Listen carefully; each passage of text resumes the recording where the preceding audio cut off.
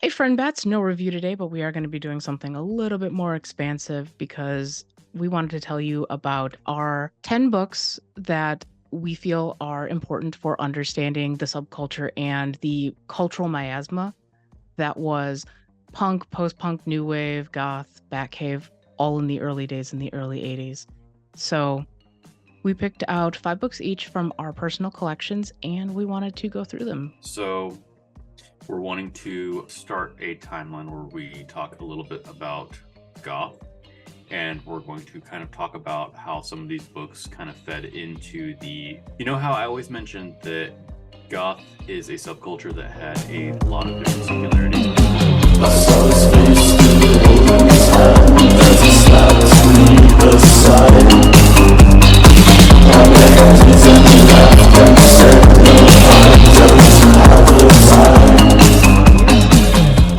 Somewhere Leather, Somewhere Lace by Andi Harriman and Marloes Bontje.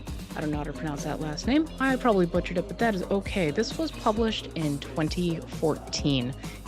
And Andi Harriman, if you don't know, is a journalist who writes a lot about goth. She is a music journalist. She also runs Syntheside NYC and is a musician. And this particular book really is the culmination of a lot of her research on just digging up all of the old contemporary articles from like around the world. It has a ton of different, a ton of photos. There are so many photos, and I only showed you 2, but the whole thing is just chock full of them, and it covers post-punk and goth in the 1980s, and it isn't focused on just the UK, it focuses on what was going on all over the world. So there are a lot of photos and band mentions and just references that you really don't and can't get anywhere else that are compiled in this book. It is just an excellent book and an excellent primer on the subculture and the early development. All right, so the book that I am going to mention was published in 2005, I believe. This focuses more on a English-centric viewpoint of post-punk. It kind of leads into a lot of the beginning post-punk bands, including there's a lot of focus on Public Image Limited and the fall of the Sex Pistols and what Johnny Rotten did afterward. This was put out by Simon Reynolds. I feel like there is some biases here, and I feel like they kind of try to really prop up Public Image Limited's importance in the post-punk movement, and I feel like it's a little overinflated, so I kind of disagree with some stuff in here, but there is a lot of factual information in here that I do agree with, and I think is good information for somebody who's starting out and trying to kind of get an understanding of what all was going on in the world at this time. Yeah, so let's rip it up and start again. You tend to see it on a lot of folks' lists of essential reading for the subculture, and it gets a bit dense in the middle. But yeah, I agree. It's a lot of really, really good information. My next book is the one that was released this year in 2023, Goth: A History by Tolhurst, co-founder of The Cure, says it right there on the cover. And this book is very different from a lot of other publications on goth in that it's kind of done memoir style, where it's Lul's experiences written very personally of the entire movement in the early days and his thoughts on it and what was going on. It doesn't present itself as this is definitive. It presents itself as this was my experience. I lived it. This is where I was. This is my thoughts at the time. And just the writing style of it, where it's very much his voice rather than, say, a narrator, a detached narrator. And it makes it so much more engaging. And it is just well written and very interesting. From what I understand, Two Imaginary Boys, another book that he wrote, which was a memoir of his time in The Cure, is also written in this style, and just solely knowing that, I kind of got it pushed up on my books to read list because I really like his conversational style. And what can you expect from somebody who's a member of the Cure? They're always wonderful. Yeah, Guys, but this book does make me feel like I really want to see more memoirs from artists about like their early days and what was going on. oh, they're always fascinating because you've got a first-person view into their world. It's I absolutely love biographies and autobiographies for that reason. So moving over to Germany and the massive singularity that happened over there, there is this book, which I feel is a great primer for the next book that I'm going to present. This is Kraftwerk, Future Music from Germany by Uwe Schütte. I don't speak German, so I probably butchered that. But this just talks about how Kraftwerk kind of wanted to launch an analog to Andy Warhol's movement, where he founded the exploding classic inevitable, had the whole Velvet Underground thing. There was just like a big collision between art and music and stuff. So they wanted to try and fuse music production and music and create this whole excitement about futurism, which in a roundabout way kind of launched the whole neo-futurism / new romantics movement. So this is a really great book because it goes into depth. They talk about all the bands that were influenced by the music, the kind of music that Kraftwerk actually inspired and informed the sound of. So I highly recommend this if you want to learn anything about the beginnings of dark wave or synth pop or just about anything that's kind of analogous to goth. Right. Plus, you're hard pressed to find bands in like whatever was going on in the post-punk / new wave explosion, or even punk for that matter, that don't reference Kraftwerk in some way, shape, or form. Or industrial. Like, Kraftwerk comes up a lot. All right. My pick next is Young Limbs. So this book, unfortunately, you can only get a hold of it. I got stuck. This book, unfortunately, you can only get a hold of it through the Young Limbs re-release from 2023, the vinyl collection. So it's a little pricey to just get the book. But I sprung for it, and this book has so much information about the Batcave, how it was founded, all the different places that it moved to. It has some random stories about Specimen touring, the Batcave touring, and contains a lot of information on where the art and aesthetic for the whole Batcave experience came from, which is absolutely fascinating.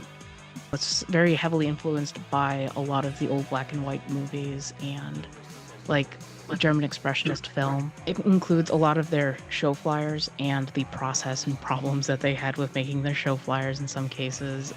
It tells the story of the time Specimen performed in a church because the bishop was cool with it, but then the actual church really was not. This is the place where you find the story of Specimen touring with the toilet, their experiences in the United States. It's just a really short, heavily photo-inclusive history of the very short life of the Batcave. But it's absolutely fascinating. And the art and getting to see a lot of what the props looked like for that space, I don't think that that's much of what you get anywhere else. I think that a lot of that exists only in this book. In full color and very, just honestly, a very good resolution in a lot of the pictures too. So it's not like fuzzy newspaper kind of quality that you see a lot. Oh, absolutely. And I think some of the stuff got dug out because they did an exhibition, or not an exhibition. There was a showing at, I think it was done by there is an archive of subcultures, I think in London. And I think that they put on an exhibit and dug out a lot of the stuff that they had from the Batcave, and members of Specimen went and included a lot of their stuff too, specifically for that exhibit. I would love to dig into that archive, actually. For us to like even just be able to go and check out the museum of the youth subcultures, Yes. My lord. That would be amazing. No. So it's kind of interesting that you mentioned the whole German expressionism thing. So again, I'm going to go back to what I was going to suggest here, but they talk about how they wanted to kind of launch they wanted to launch a movement similar to German expressionism that was kind of cut short by the events of World War II.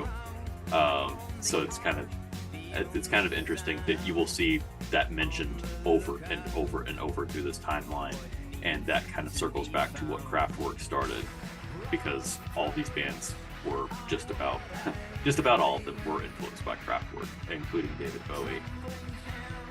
But the next book that I would like to recommend is this one, and this is Sweet Dreams: A Story of the New Romantics. This was written by Dylan Jones. I don't know much about them as an author, but this book goes into a lot of detail about the different subcultures that kind of fed into each other, all starting with the Blitz Kids, which was kind of a fashion movement that also became a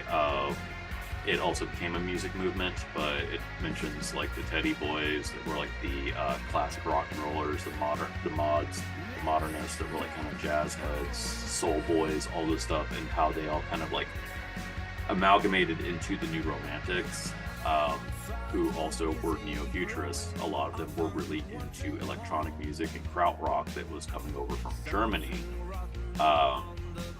So this movement also included a lot of the early punks. Some people refer to them as the art punks, the people whose music were more informed by personal expression and so forth, rather than just solely politics, which punk eventually became a lot more political and had a lot more machismo into it, which is kind of like where the New Romantics diverge from. This book goes into a lot of detail on that, and a lot, surprisingly, a lot of the influence that Kraftwerk had on these guys and people. So that is my recommendation. Nice. So my next recommendation is the Trouser Press Guide to New Wave. This was published in 1983, and it was a collaboration of like all the journalists at Trouser Press. They reached out to friends around the world and got as many vinyl records sent to them for listening, so that they could review the music at the time from all over the world. And it has just reviews on anything that was being lumped into new wave at that time, which then specifically referred to, you know, just the new wave of music, like post-disco music. So you can find like Prince in there, Susie and the Banshees, The Cure. Let's see, opening it up to a random page, we got Human Switchboard, Flying Spiders, 4 out of 5 Doctors. I don't know a lot of these bands. There's a lot of bands in here I just don't know about. Motorhead is in here, which is not surprising considering he really did hang out with a lot of the like early burgeoning post-punk scene.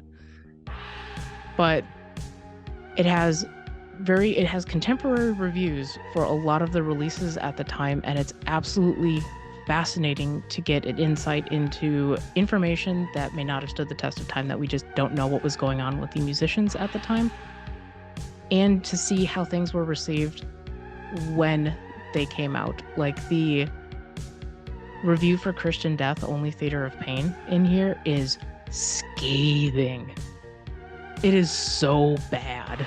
They talk about like, I don't know why anyone would want to listen to this. It is absolutely horrendous.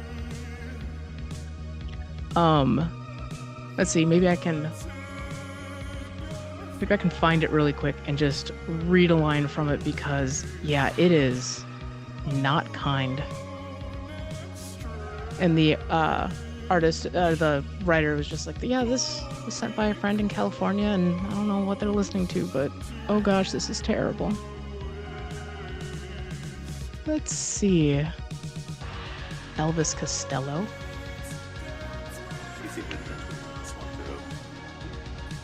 Cocteau Twins. Can't understand what they're saying. Clash.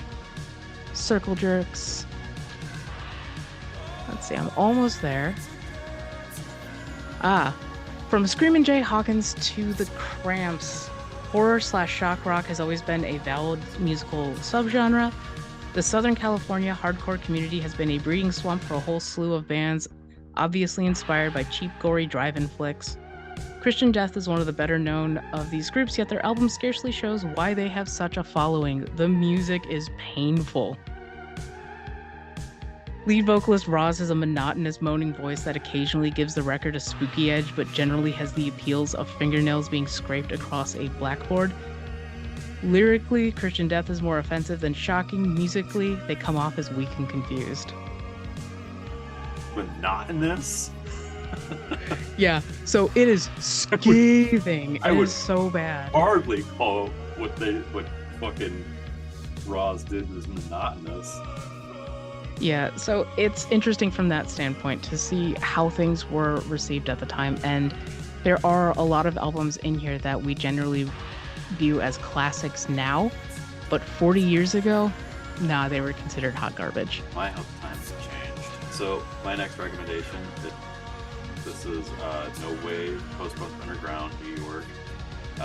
This covers a time period from 1976 to 1980, and it was written by Thurston Moore and Byron Foley, and I believe Thurston Moore is from Sonic Youth. Yep, guitar, singer, and songwriter. Okay. So this is a really interesting book because it kind of covers like the, I guess, post-punk scene of New York. Whenever New York was really at its absolute worst, just being kind of pretty much most everybody being destitute because of the horrible recession and disrepair that New York was falling into at that time.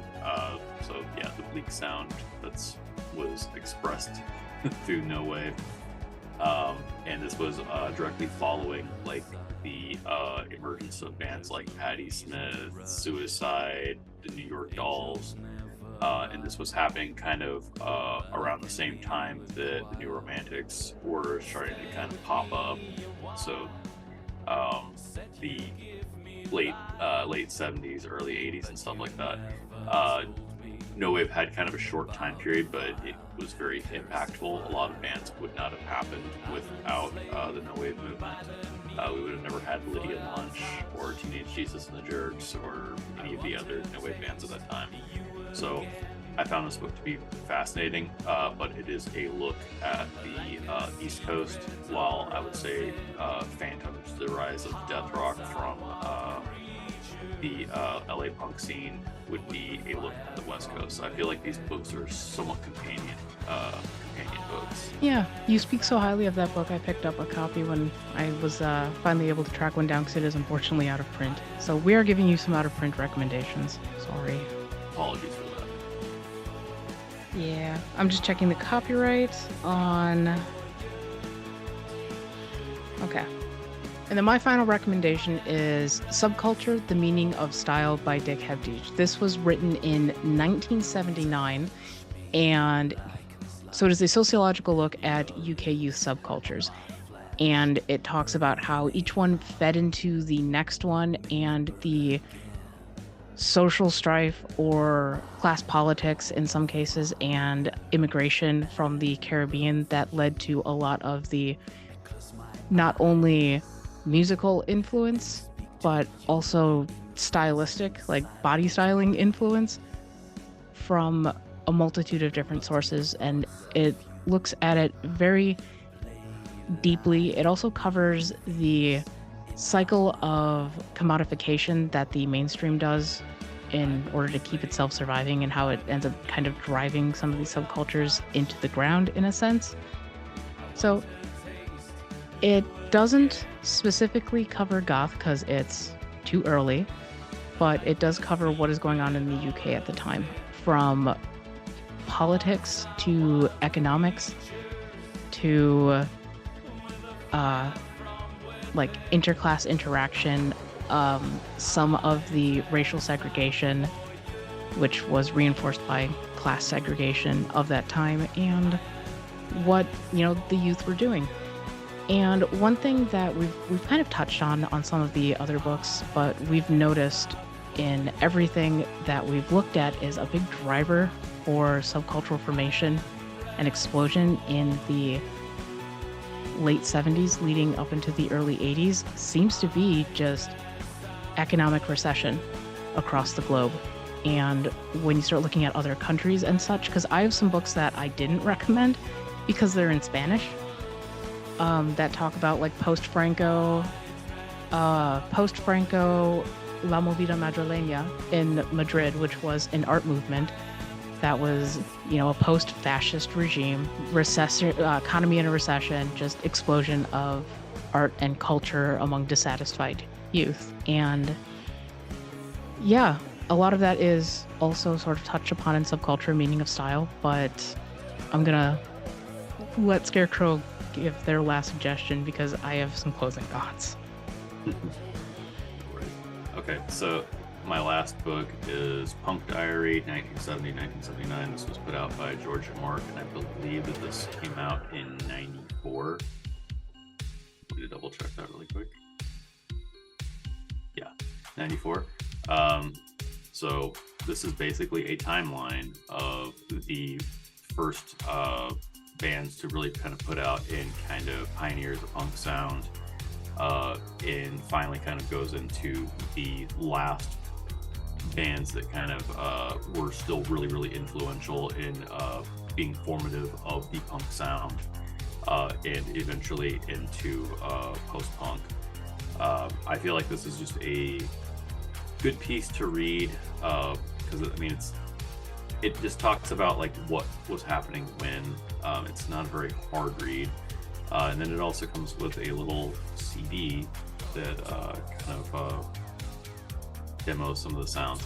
But I feel like this is a good piece to have if you're wanting to kind of understand what was going on with post-punk, what kind of informed the post-punk sound, what kind of what punk was before we started getting like all of the different subgenres of punk, what punk sounded like before hardcore punk became kind of in a lot of ways the I guess you could call it kind of the run-of-the-mill punk sound, like the first thing that comes to mind when people think of punk music, because punk was originally more of a artistic expression, and was much more informed by glam than anything else in the very, very beginning. So I think this kind of provides a good look into that, and that's why I think it's important to know. Plus, also, how are you going to know about post-punk if you don't know what punk was, considering punk is in the name? We very much are informed as a subculture by what punk did before us.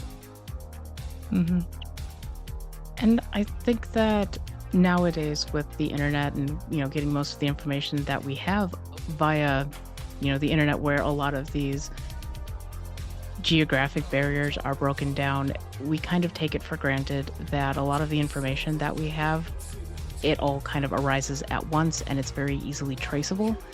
But in the case of the subculture explosion in the 70s and 80s, this is why we recommend so many books across multiple different music movements and across time and across countries and cultures, because It's nebulous and there is a lot to be gleaned from the similarities between what was going on in all these different places at once, because they do tend to boil down to some sort of economic, political, or social strife. But you can see the differences highlighted, and these differences that now we just have like a Gordian knot, essentially, of all of this information, and usually we can't pick out the individual threads. So being able to read about them and being able to, follow a thread forward to what we have in our modern subculture, in our modern music, and realize that these barriers between subcultures are far more reinforced now the barriers between music is far more reinforced now, and it just provides a much more holistic picture reading back in time about, like I said, like everything. So, speaking about this movement and the history, you can never point to just one spot and be correct. It is a cloud of different factors, as Azzy is saying here. The best we can do is kind of lasso an understanding for you. I can tell you the exact history of specific elements of post-punk, but to say that this is the history of post-punk and someone give you a timeline, the book would be this big. There's so much to understand and be considered, and there's so much nuance, and there are so many different factors that led into what eventually became Goth. Which is why, yes, we are offering you a stack. So... Yeah. And this isn't even this isn't even a definitive stack either. It's just a good place to start to dig into a lot of other books and media, because there are documentaries, there are hard to track down music journalism articles, press clippings, newspaper articles even, or press release from the time period that can inform that as well. And this is a big reason why I think a lot of people, when they read, say, any book that comes out as definitive on Goth, this is why there's such a level of dissatisfaction, is because I think what people can't put their fingers on when they're criticizing that, like, this is wrong and this is wrong and this is wrong, is that what they might really be trying to say is, this doesn't jive with my understanding or my lived experience, which goes back to, it is hard to put in any sort of definitive, in air quotes, guide or any sort of concise timeline, the specifics, and cover everything. You have to speak in broad strokes. But even then, if you're going to speak in broad strokes, I want to see more Goth books just put their references in the books, instead of making me guess, where the hell did you come up with this information? Which adds to, as you always say, the mythology of Goth. Yes. Because it is the case where a lot of the early history that we have about Goth is mythologized, and it doesn't really help that a lot of our knowledge transmission within the Goth subculture is it's oral transmission. It's not written down. It's what we've learned from our peers. And to give you a perfect example of this is, people always think of the Batcave as the perfect Goth club. It was not a Goth club. In fact, it was more of a glam club.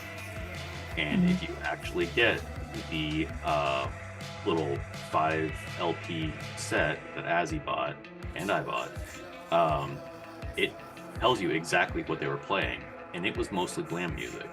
There was some crazy it was off the stuff wall in there, but it was, people were going in there with like boas, and people were wearing all sorts of crazy colors. People didn't get the idea that the Batcave was a Goth club until Specimen started having all of the pictures put out of them, because that was their specific style. People started associating Johnny Slut with the general motif of the average Batcave patron, and that was not the case. Even Ollie Wisdom didn't really dress Goth. Ollie would wear wild outfits. Neon green, they would go out and they would clip pieces of like plastic off of some fabric that they thought were really cool, and then they would sew it together.